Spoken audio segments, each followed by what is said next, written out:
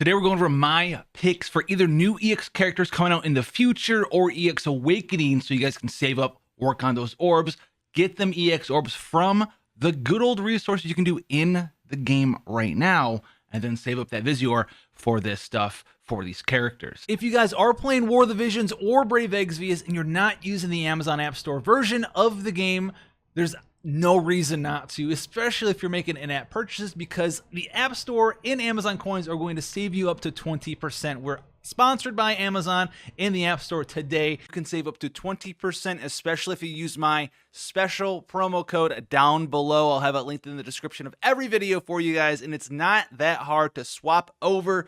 You simply need to go into your menu in your settings for either FFBE or War of the Visions and make sure that your accounts are synced to the account email of your choice. If you're buying anything in app, there's no reason not to save up to 20% on your valuable real world money. So go ahead and check that out. Thank you once again for that sponsorship, and let's get into the content. That's right, we're going over the best EX characters, both new ones and Awakenings coming out into the future for War of the Visions. This was originally supposed to be released before EX Mont was out here, the new one that we just have, so I'll have him in here for you guys as well, just so you know that's why he's in here, even though he just came out a couple of days ago. But these are guys gonna be the characters you're gonna be working on, either the EX Awakening, so you guys can get them orbs from the barracks, or maybe the Mind Spheres, get him from maybe some of the shops that you'll see from here out. But work on these characters, they're gonna be very good for you. So let's get right into it for you guys with the first one. Yeah, we're gonna be tackling King Mont right up and away. So if you want a little bit of a Mont review, you got him here now. He's a very bulky, tanky, kind of fast kind of movement speed character as well, due to the fact that he has Ninja as a sub job here. So he's got a lot of HP and defense up here. Destiny Leonis, an insane thing, HP and defense, and then gives him that initial threat as well if you want to go for that route. He also has access to Shadowrunner and Shikuchi, so either more agility here with Shadowrunner or moving jump +1 for certain maps.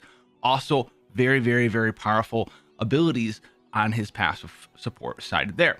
In his EX form, really what makes him very strong, he's got a lot of cool stuff going from, got slash resist down, okay, he's got a defense buff that gives him a CT boost, so he gets his next turn a little bit faster there. That's also awesome. And then his taunt of choice, right, his threat is going to also give him an agility buff through that duration of 3 turns, which is amazing for him. So 12 threat, you can start with 5. Very good, very, very, very good character here. And then obviously you have Ninja sub job as well. His limit burst does inflict berserk for 3 turns, and it has a nice AoE. A very strong character. Definitely pick him up. He also has access to some 15% element resist buff for your whole party in a nice square shaped cone there. So yes, get in there. He's gonna be a very solid character if you're not having access to a good tank yet. Right there, he's your man, he's your boy. But he's not gonna be the only tank that we're gonna be covering on this list. Now, another very strong character for you guys is gonna be good old Dark Mama Helena. She's very, very, very powerful. Comes out with her own unique job, but also has Spellblade and Arithmetician as her substats there. Her team is also insane. 35% big all damage reduction, so physical and magical reduced by 35% for 3 times, not turns, 3 times to herself. Also gives her 25% agility buff, and also has 58 magic and 5 agility on it. So this is an amazing mage team art, period, right? Use it on her, use it on another mage, you're going to be using this bad boy somewhere. Now, what makes her good? She's got really good passives here. Big magic, 60% magic passive that also decreases some of her cast time spells. She does have some cast time spells, but between this right here, this passive there, as well as her ability to go ahead and, you know, buff that up even more with what you'll see here, down here in her main job. Accuracy buff for all allies, so herself and then other people, but also 350 cast time down right there. So that is going to be insane. That's already 550 cast time down. That's going to be taking some durations of the time requirement to cast some of these spells. One of those, boom, right out the window. It's going to be like a 2 cycle or even sometimes a 1 cycle spell, just with that buff and that passive on, which you're going to want anyway for that big 60% magic buff there. So very strong stuff there. Has a 100% hit chance ability. Also has some nice AP down with a spirit break. So her spirit break, 185 mod, breaks the spirit and then takes away some of their AP. Look at this bad boy. Yeah, that's some big AoE there. So Dark Helena is fantastic for all of these reasons. She also has a magic barrier break on a non-element attack skill, so she's not just locked into dark as well. So if someone's building big dark res characters in the future, It's okay. She's got you covered. She got some non-elemental attacks in there for you. And then on top of that, she does have still the Spellblade buff, so you can get in there and buff up Madrez with Spellblade. You can turn the Spellblade attack off if you so desire. And then she also has Arithmetician, so you can actually make her heal on top of that. So that's going to be very, very nice for you. And she also has a Dark Imperil. So Dark Mama, definitely someone that is going to be very powerful to pull on. Just remind yourself that just like Big Boy King Mont, her son, she double cost as well and should be double cost in global on top of that. Now, let's go off the train of the two new characters. Let's talk about some of the EX ones that'll be very strong. So if you don't have a good tank right now, you're working on a Whisper. She's in your back line, right? You maybe have her there. Her EX ability Awakening is actually very significant for her because her main downside is she just does not have a whole lot of HP. That kind of gets fixed with her EX stats. She actually gets a significant HP bump there and also gains a little bit of extra HP from her EX board on top of just having an EX job system, giving her those extra stats. On top of that though, she gets some very nice buffs to her abilities here. So here's what she's going to be having in the first place here. Now her big buff that she has now, it's actually an old skill that gets buffed up here. It's an old skill that used to give you like 20% more HP, right? Night Blessing or whatever. Now it gives you Protect, Shell, and Regen all at the same time for 3 turns. So you get that little bit HP bump, Protect, Shell, and Regen. That's insane. So you have higher HP, and you're also doing all of these auto barriers for yourself there with the Shell and the Protect, and then you'll heal yourself with the Regen on top of that. On top of that though, her Trinity Break gets even better. It's cheaper, costs 28 AP now, and also decreases their CT. So you actually like you knock them back a fraction of a turn every time you hit them with this, and that is also insanely good for you there. And then last but definitely not least, she also has a 20 defense and spirit break attached to her new ability. So definitely someone that you guys can get a lot of use out of in any sort of meta, because she's easily built to counter 1, 2, or sometimes even like 3 different resists all at the same time. But she is a very like heavy investment character. You have to have like the espers and the equipment and the vision cards to go with her. But if you do, she's a monster and you'll use her in PvE everywhere. Cannot wait for her. And then on top of that, she also does a pretty significant amount of damage because you can get her up to 1000 plus attack. Pretty significant damage coming from a character with those stats there, especially with the dark vision cards that we have floating around, right? The Dwayne one, Omega, the list goes on and on, Diablos, you know. So a lot of cool stuff you can add into with Whisper. Now, other ones to talk about here, some of the Christmas units. Winter Victoria here is going to be a beast of a character. So if you have her, you should maybe have her in your barracks right now, because what she gains from her EX form is very significant. Even in the EX era right now with her locked to 99, I still see some people, even in higher tier gameplays in PvP, still using her. What she really gets though is a bunch of range. So she does what she does right now, but she can do it from very far away. So her range 1 passive becomes a range 2 passive. That's going to be very significant. And then her big barrier break, the move down ability right here, this also gets upgraded on top of that, because definitely look it up. It's going to get one extra range from that. And then you're going to get an extra range from the passive. So this actually goes up by 2 compared to what it is right now. So you're going to be able to pop people, lower their movement, and it's going to make it even harder for them to get to you if you're running like an all gunner team or running like double gunner 1 tank, hitting them with the move from across the map. And now they have 1 less move, and you're going to be able to just pull back and just take them out over and over and over. Very, very good stuff there. Then her new ability here is a giant AoE attack and magic break. So plus 2 range on top of this, you're gonna be able to map people with this skill because it tags you out there up to, I think it's 9 spots away with this character. So very, very good stuff coming out from Christmas Victoria here. So definitely think about her. She's also one of just the best sort of snipers in the game. She ignores a lot of spear or defense. She's got a very strong LB. You can run her in like a dodge team. You can run her as a tank character. She can do a lot of cool stuff for you as well, and she's very flexible. That's why you guys should be thinking about her. Now, another winter character here, Winter Vanira, is another character that you might want to be thinking about. She is earth-based. There's not a lot of crazy earth characters out there, but she's a very nice off-element character. She's pugilist, obviously, and what you can do with her EX upgrades is she's going to easily be able to be more of that bruiser character. So her upgrade to her passive, she gets free defense penetration, 30%. That is awesome, especially on a character where you're trying to bruise with them. This is a lot of free damage that you don't really have to go for, but you even get more free damage from her upgrades in the future here as well, because her go-to big pummel, right?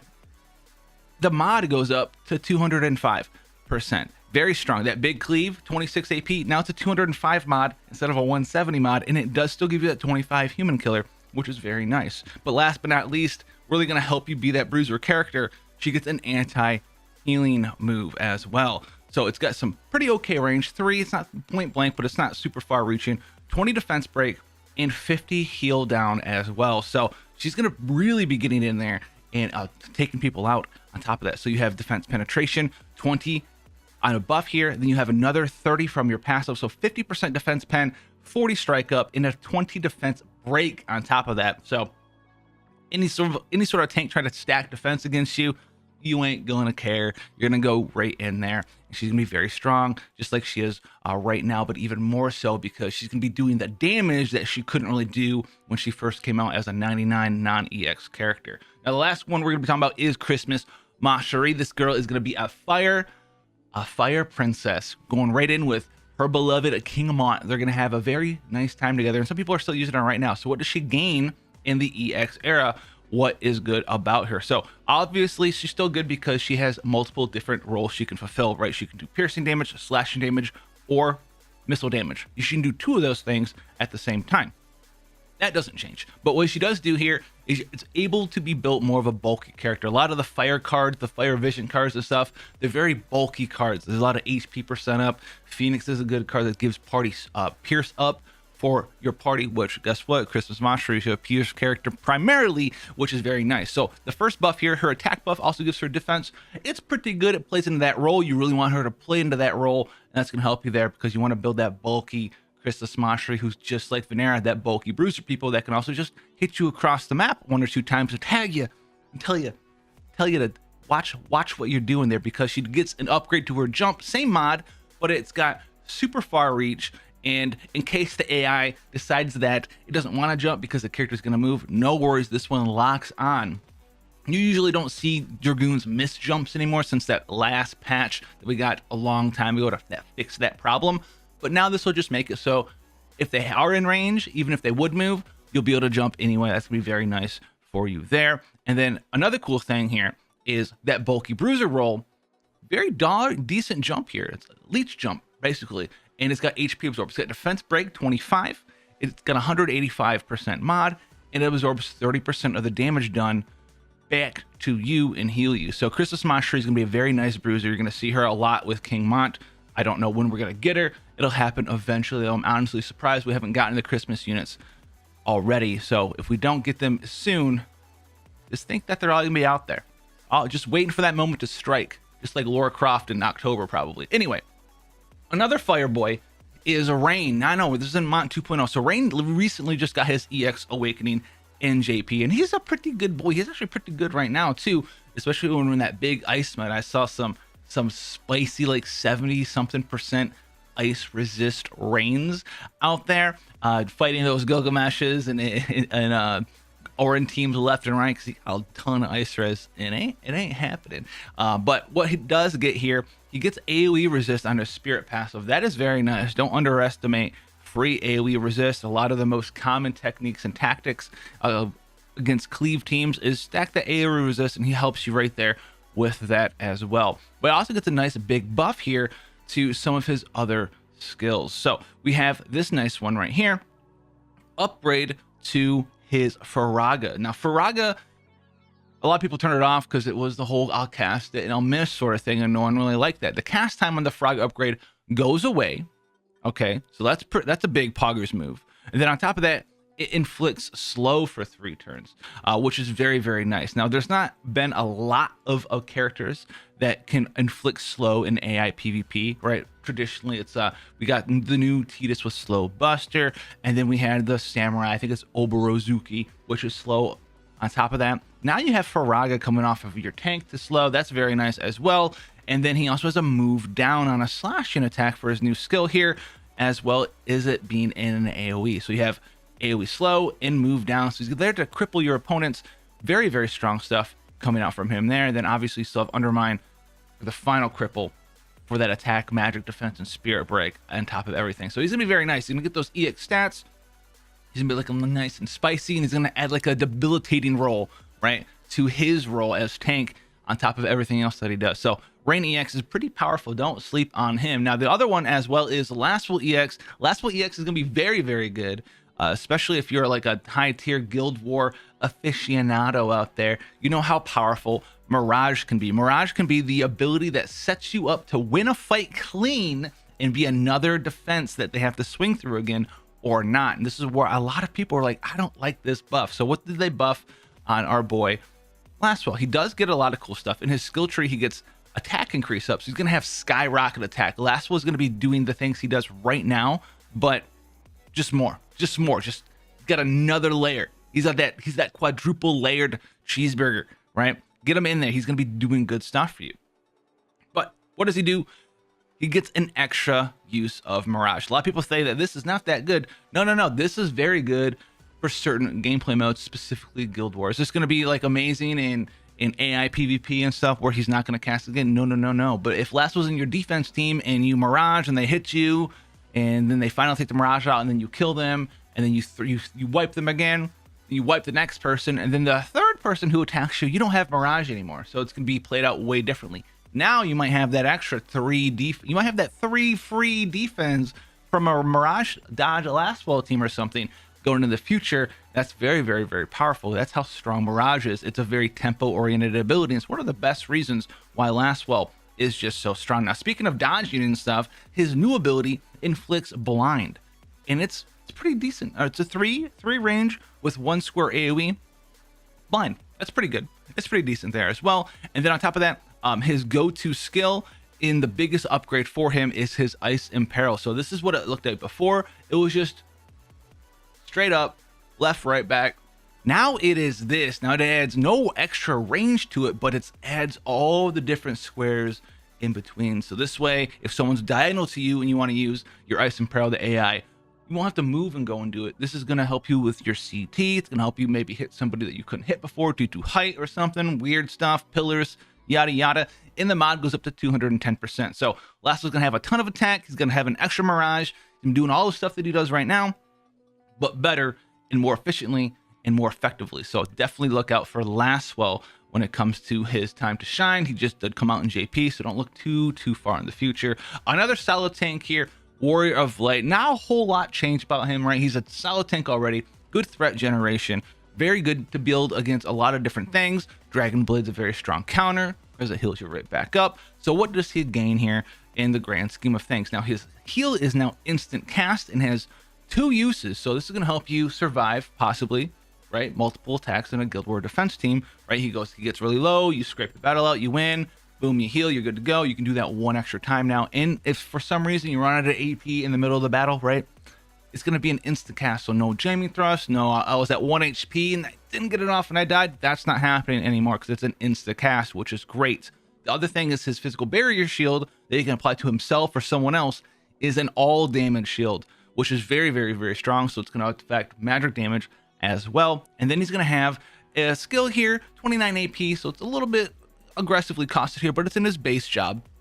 It's going to slap it in AoE and it's going to give him a regen as well. So another way to make him more sustainable through his own skills. There's a lot of self-sustain with Warrior of Light EX. Now, we also going to have Dwayne EX in the future, and Dwayne EX is going to just be Dwayne, but in the EX form. So he's going to get even better than what he is right now. So right now, his defense and spirit buff, it's just a defense buff. Actually, there's no spirit buff. It's just a defense buff. But what it does do is it gives you slash res and pierce res by 10% on top of 15 defense. That is very, very, very powerful as a buff in his EX form. His upgrade to his skill here is on his disable. It will now barrier break. It will barrier break and also disable people, adding more utility to Dwayne EX. And then lastly, his new skill is a 25% slash reduction on his single target 165% mod skill. So pretty good.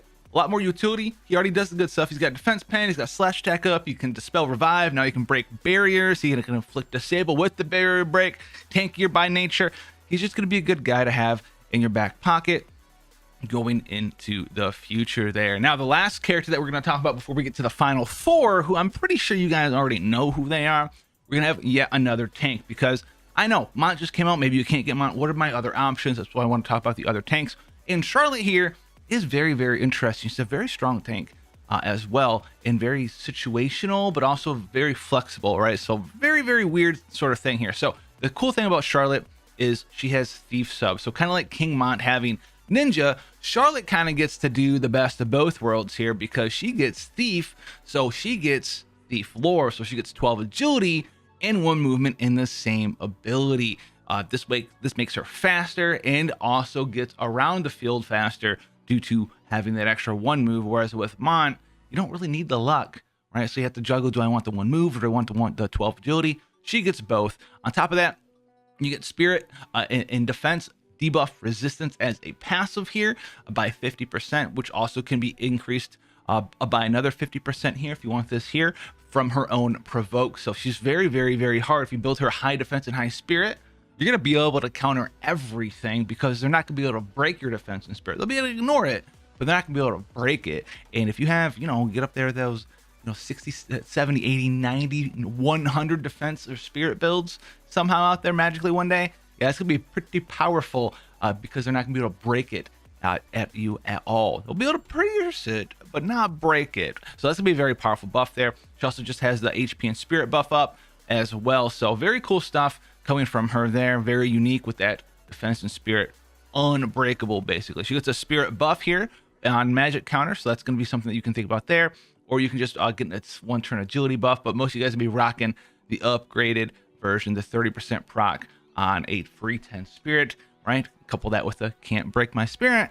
It's very hard to hit her with any sort of damage. Now her main job here, she have the TP taunt, right? Very good. Defense and spirit, breakable 50%. That's very good too. She does have her own version of, Blade Bash, right? She also does have a defense and spirit buff. Now this is the one that is awesome. The EX version of this buff, it's actually ridiculous, right? So we're talking about building up defense and spirit builds, right? So check this out right here. This buff gives you 20 defense, 20 spirit, protect at 25% efficiency, shell at 25% efficiency, in a regen, all for 3 turns. That is an insane thing. She only gets 2 uses of it, but that is an insane buff, right? You throw your taunt up, get that hate, get that defense and spirit resistance, boom, no one can break you anymore. Then you throw this bad boy up. Chef's kiss that. Good night. Now, on top of that, she also does have a lightning imperil and an agility down, which is insanely good. Insanely good when it comes down to it. She also has attack resistance for 3 turns to all allies. So you can give yourself like the Odin card buff, right? 8% less damage taken from things that are single target, which is very, very, very, very good as well. If you want to go into her other main class here, she has a lightning, water, and dark resist buff of 20%. She also has an ability that can inflict paralysis on top of that. So very good stuff coming out of her in this sort of form here. And then you also have her limit burst, which is a bit nasty if you ask me. Attack and magic 39% break, and then increase your defense and spirit by 40 for 1 turn. It costs 49 AP, but oh my goodness gracious, is that going to be quite amazing there. But she also has one special thing as well, which is her unique ability to shut down reaction commands. By this ability, it's attached to her lightning imperil. No, I didn't skip it. It's that good here. 38 lightning imperil, and then 100% chance to reduce their reaction command counter chance for 3 turns on a 210 mod skill. So you sick of those unit and bonds? Can't happen anymore. Now for 3 turns, no more counters. No more guarding, no more counters, no more free stealth, no more healing, none of it. It's all gone. So on top of everything that she does have access to that as well. Very good character coming from our girl Charlotte. Now let's get into the big 4 here. Obviously, the Final Fantasy VII characters are all very good and all very strong. We're gonna go over them real quick here to give you the TLDR about why and what it is that they do. So we have Cloud Strife here. Cloud Strife is the big man on campus, big stick, right? Made out of steel, hits very hard, much wow. Doesn't want to be a dodge character. You can't build him dodge. He's got so many decrease my own evasion things.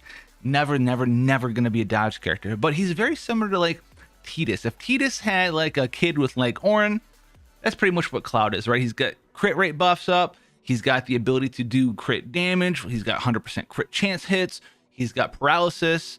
He's got skills that have bonus crit chance. So he really likes to crit a lot. That's the Tidus aspect of him. He does also get crit damage bonus here as well, and an AoE resist as his master ability, which is very good because he likes to stand firm, take those AoE hits in the face, and take them for like no damage. So remember, 10 AoE resist in his kit naturally.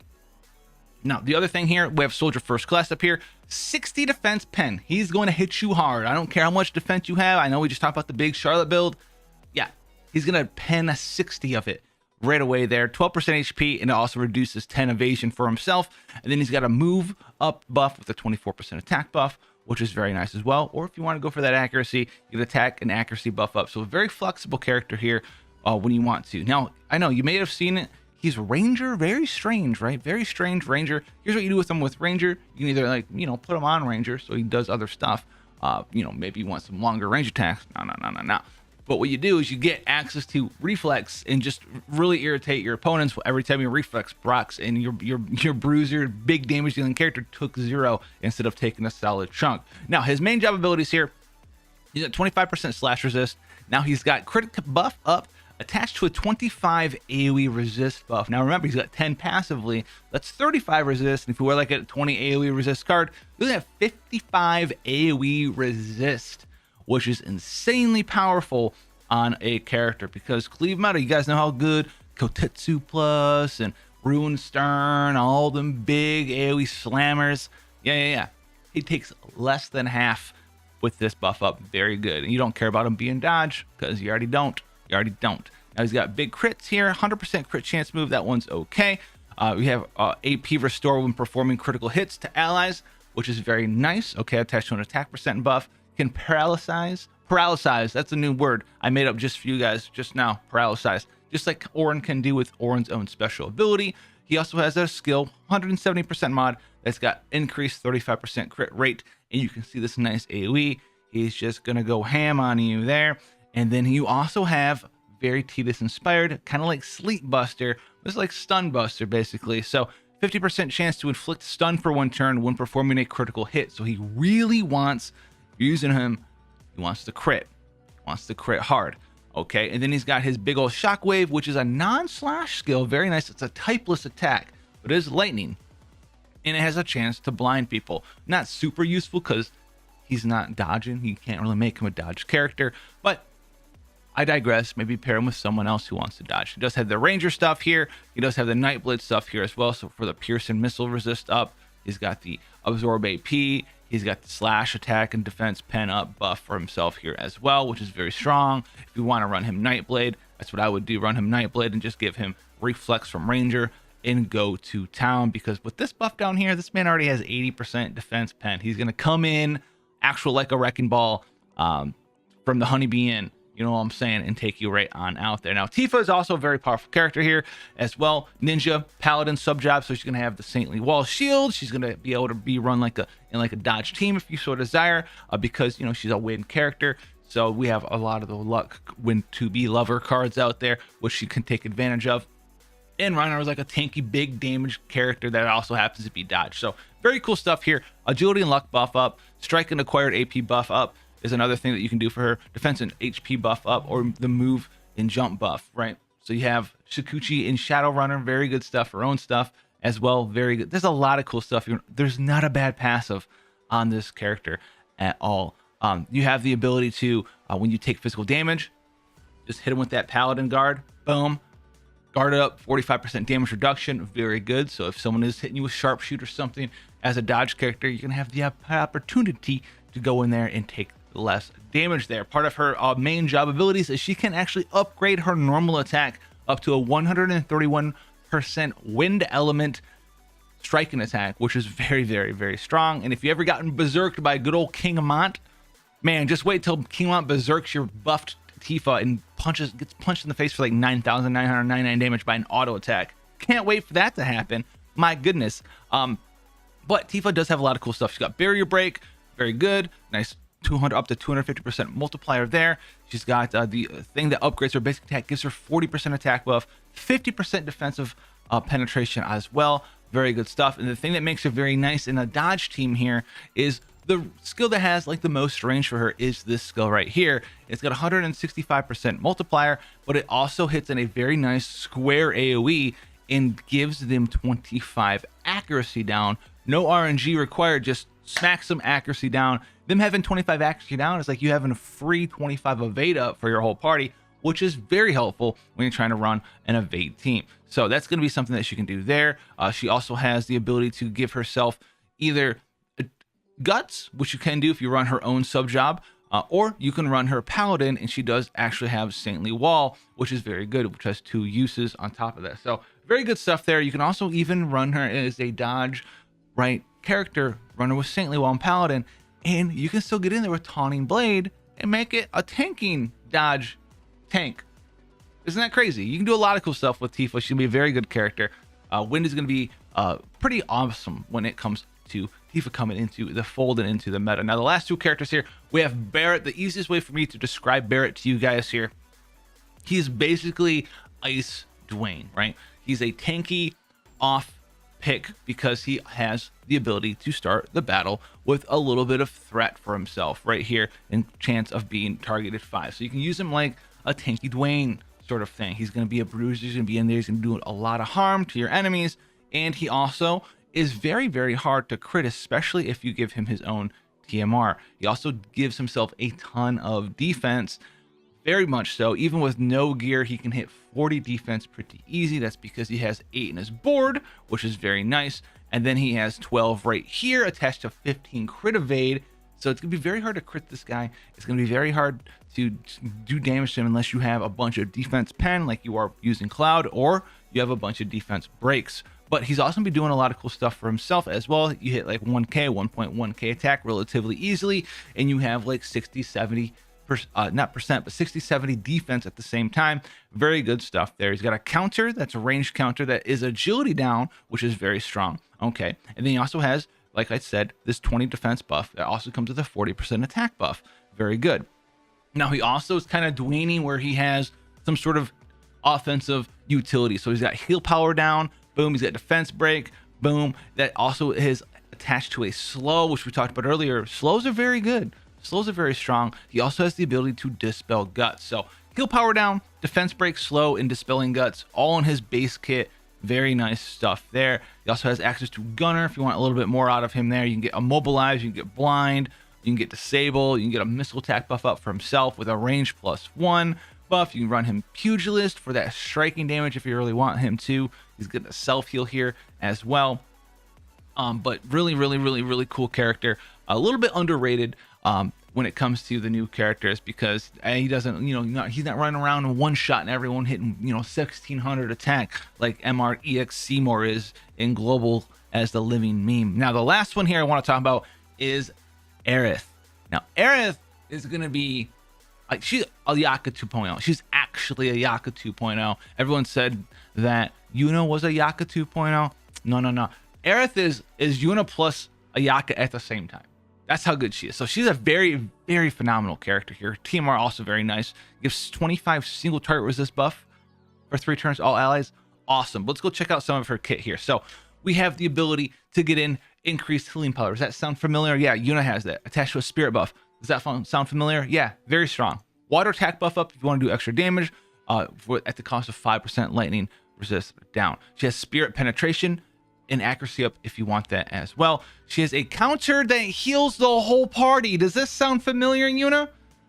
Does that sound familiar yet? Are we getting there yet? Do you want AoE Aeon Bond? Because that's what this is going to be. AoE mini Aeon Bond for the whole party. Yay. That's great.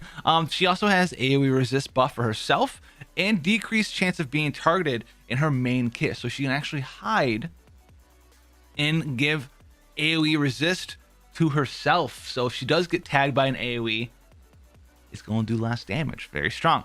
She can also heal AP for the targets. She can decrease AP and try to immobilize enemy targets. She has magic barrier for the whole party for 35% for 3 hits. She also has a big old cure, obviously, which is very nice. But on top of that, the EX upgraded version of the cure gives a spirit buff of 15. And then, yes, she actually does have re-raise. Yeah, she has all of Yuna's stuff. But where's the Ayaka part coming at? I see you saying now, where's the Ayaka part? Well, it's because she's got Time Mage, ladies and gentlemen. So she has haste as well as quicken. Eat your heart out, Ayaka. Got both here. And then on top of that, Ayaka, your limit burst, we have it. She has an insta-cast, big AoE limit burst. It's going to heal multiple people, right? Target and the people right next to him. Huge amount, 310 mod with a 15 defense buff for 3 turns as well. So instacast LB for big heals. Got re-raise, got AoE Aeon Bind. What more could you ask for with our girl Aerith, which is why she's definitely the last character we're talking about, and probably one of the most powerful characters that we can think about in the healer role coming into the future of War of the Vision. So if you guys want more information like this, you want to go check out other content that I create videos for, make sure you go check that stuff out. Hopefully you had a good time here today, and I'll see you guys in the next one. Take care, guys.